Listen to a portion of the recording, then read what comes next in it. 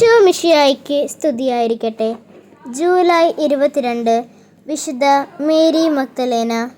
നമ്മുടെ കർത്താവിൻ്റെ പീഡാനുഭവത്തിലും പുനരുദ്ധാന രംഗത്തും പ്രത്യക്ഷപ്പെടുന്ന മേരി മഗ്ദലേനയും 7 പിശാചുകൾ പുറത്താക്കപ്പെട്ട് മേരിയും ബെഥനിയയിലെ ലാസറിൻ്റെ സഹോദരി മേരിയും ശിമയോൻ്റെ വിരുന്നിൻ്റെ നേരത്ത് ഈശോയുടെ പാദത്തിൽ വീണ അജ്ഞാതാനമാവായ പാപിനിയും ഒന്നാണെന്നും 2 3 അഭിപ്രായമുണ്ട്. ശിമയോൻ്റെ വിരുന്നിൻ്റെ നേരത്ത് കർത്താവിൻ്റെ പാദങ്ങൾ കണ്ണുനീരുകൊണ്ട് കഴുകിയ പാപിനി മേരി മഗ്ദലേന അല്ലെന്നാണ് ആധുനികൾ പലരും പറയുന്നത്.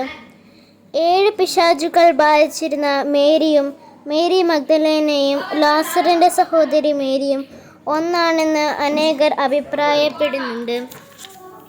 7 പിശാചുകൾ ആവസിച്ചിരുന്ന മേരി പാപിനിയായിരുന്നിരിക്കണമെന്ന് സങ്കല്പിക്കുകയാണെങ്കിൽ ശിമയോൻ്റെ ഭവനത്തിൽ കർത്താവിൻ്റെ പാദത്തിങ്കൽ വീണ് പാപിനി ആ പിശാചുഗ്രസ്തയാകാം.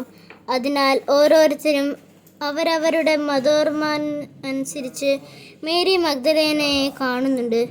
ഗാഗുൽത്തായിൽ മേരി മഗ്ദലേന കുരിശിനരികെ നിന്നതും മൃതശരീരത്തിൽ സുഗന്ധദ്രവ്യങ്ങൾ പൂശിയതും ഉത്ഥിതനായ ഈശോ മേരി മഗ്ദലേനയ്ക്ക് ആദ്യം പ്രത്യക്ഷമായതും അനിഷേധ അവസ്ഥകളാണ്.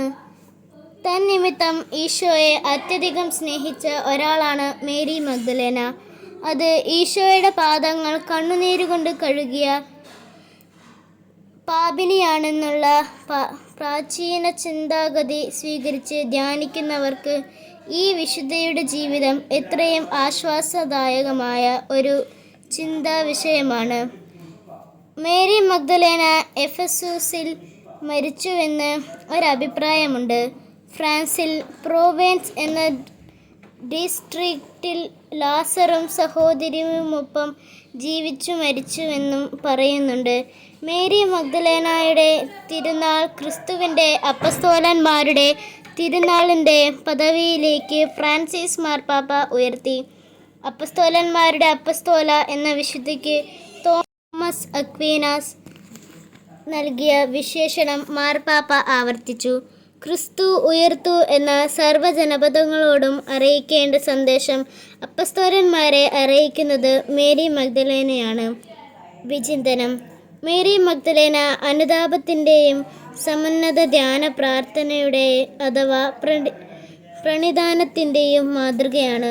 നിങ്ങൾ ഏതെങ്കിലും ഒരു പാപം ചെയ്യുമ്പോൾ ഉടനടി അനുതപിക്കുക.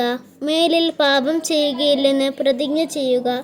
പാപം വലുതാണെങ്കിൽ ഉടനെ കുമ്പസാരിക്കുക.